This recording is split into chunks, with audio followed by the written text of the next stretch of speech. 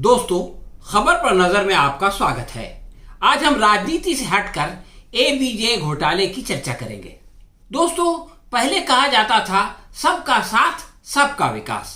अब कहा जाता है मोदी जी के साथ घोटालों का विकास। इस नारे का जीता जागता सबूत एबीजे घोटाला है। ये इसलिए हुआ क्योंकि सब जानते हैं कि जिसको मोदी जी का आशीर्वाद प्राप्त होता है उसका कोई कुछ बिगाड़ नहीं सकता। उदाहरण के तौर पर 24 फरवरी 2018 की बात लें। 24 फरवरी 2018 को नीरव मोदी का पासपोर्ट कैंसिल कर दिया गया। इसके बावजूद मोदी जी के इस चहीते ने 3 देशों का 4 मर्तबा सफर किया और सरकार बगला भगत बनकर बैठी रही। ये बात 5 जून 2018 को इंटरपोल ने बताई, वरना हमारी सरकारी एजेंसियां तो इस बारे में कुछ बोलती ही नहीं है। नीरव मोदी ने 15, 28, 30 और 31 मार्च को भारतीय पासपोर्ट पर अमेरिका, ब्रिटेन, हांगकांग का सफर किया। ये कोई भूटान, नेपाल या मालदीव जैसे गरीब देश नहीं है जहां कुछ ले देकर काम चल जाता है। इसके बावजूद जो है वो नीरव मोदी का ये सफर बताता है कि उसको कहीं ना कहीं सरकार का समर्थन प्राप्त था। नीरव मोदी और उसके मामा मेहुल चोकसी के खिलाफ जनवरी में पंजाब नेशनल बैंक के साथ 13,500 करोड़ के घोटाले का आरोप था। फिर भी दोनों मामू भांजा अपने चाचा जी की मदद से फरार हो गए और अभी तक नहीं लौटे। आगे भी वापस आने की कोई संभावना नहीं है। एबीजे के ऋषि अग्रवाल को उनसे प्रेरणा मिली और उसने उनका रिकॉर्ड तोड़ दिया।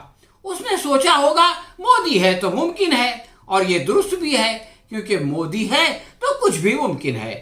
फिलहाल सीबीआई को डर है कि नीरव मोदी और मेहुल चोकसी की तरह ऋषि कुमार अग्रवाल भी मुल्क से फरार हो सकता है। इसलिए उसने अब तक के सबसे बड़े 22,000 करोड़ से ज्यादा के बैंक घोटाले में श्री अग्रवाल समेत एबीजे शिपयार्ड के 5 डायरेक्टर्स के खिलाफ लुकआउट सर्कुलर जारी कर दिया है।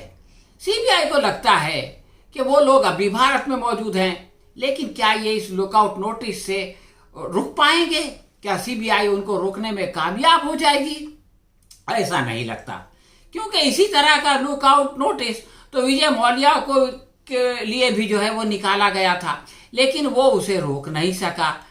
विजय माल्या वही है जिससे प्रेरणा लेकर नीरव मोदी ने उसका रिकॉर्ड तोड़ा था। माल्या पर 9,000 करोड़ के घपले का आरोप था, मगर ना खाऊंगा और ना खाने दूंगा का नारा लगाने वाली सरकार ने उसके फरार का रास्ता आसान कर दिया। 16 अक्टूबर 2015 को विजय माल्या के खिलाफ लुकआउट नोटिस निकला। इसके बावजूद वो विदेश गया, किसी ने उसे नहीं पकड़ा। सांसद विजय माल्या 24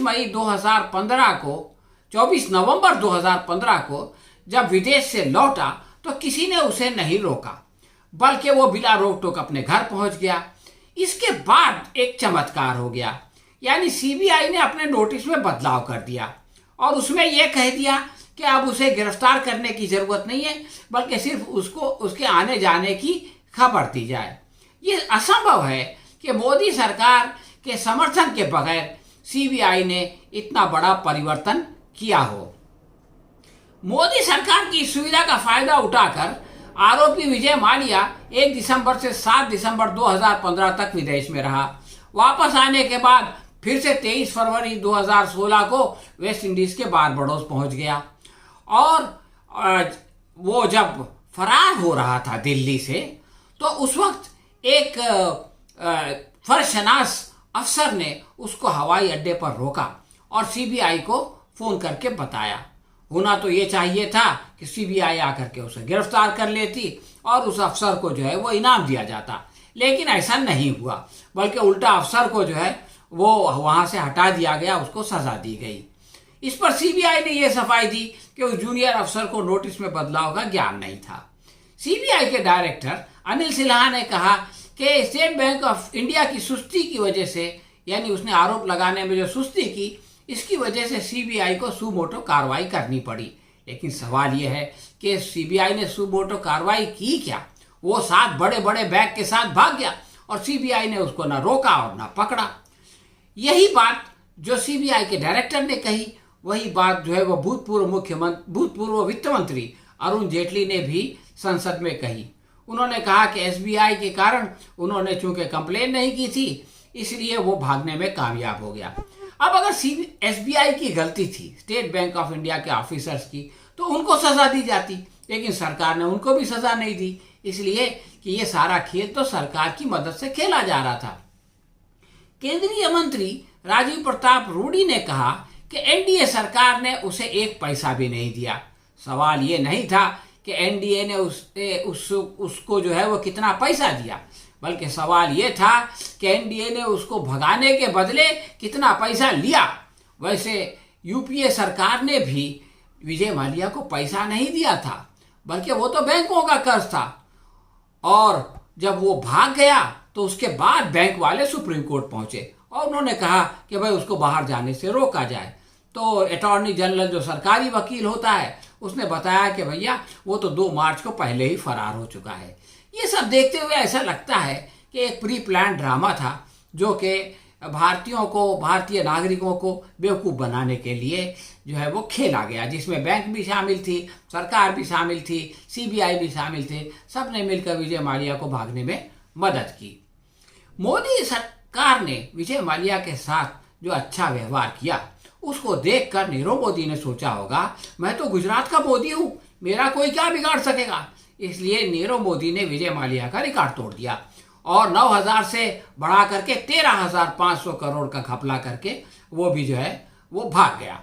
अब नीरव मोदी का रिकॉर्ड जो है वो 2 साल के बाद ऋषि कुमार अग्रवाल ने तोड़ा और उसने 22,842 करोड़ तक का जो है वो घपला करके गायब हो गया। एबीजे शिपयार्ड 15 मार्च 1985 को बनी, मगर 2001 तक उसको कर्ज लेने का ख्याल नहीं आया। 2001 में संयोग से मोदी जी मुख्यमंत्री बने और वहीं से उसने बैंक के साथ जो है वो कर्ज का लेन देन शुरू कर दिया। ये अजीब संयोग है, लेकिन ये कि कुछ न कुछ सोचने पे मजबूर करता है। सूरत का रहायशी ऋषि कमलेश अग्रवाल का संबंध रुइया घराने से है, जो उस वक्त के मुख्यमंत्री नरेंद्र मोदी का बहुत करीबी माना जाता था। आजकल तो खैर अडानी और अंबानी का बोलबाला है।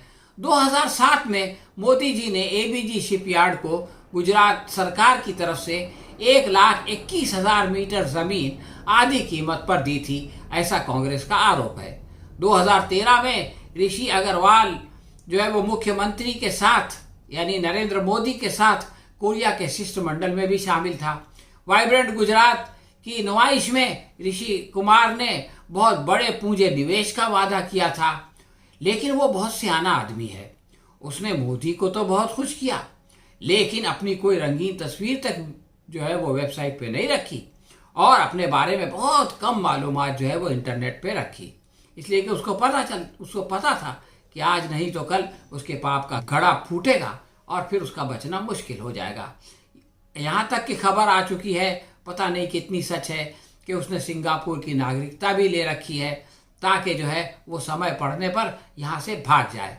हो सकता है कि वो रफू चक्कर हो गया हो, इसलिए कि इस नोटिस के निकालने के बाद कई दिन गुजर चुके हैं, लेकिन अभी तक उसका कोई अता पता नहीं है।